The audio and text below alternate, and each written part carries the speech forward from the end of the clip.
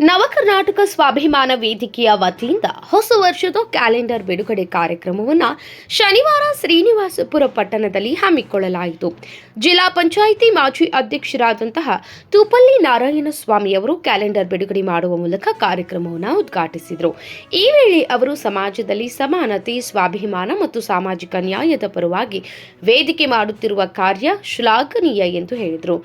ರಾಜ್ಯದ ಪ್ರಧಾನ ಕಾರ್ಯದರ್ಶಿ ಸಾದಿಕ್ ಅಹಮದ್ ಅವರ ನೇತೃತ್ವದಲ್ಲಿ ನಡೆದ ಈ ಕಾರ್ಯಕ್ರಮದಲ್ಲಿ ಹಲವು ಗಣ್ಯರು ಭಾಗವಹಿಸಿದರು.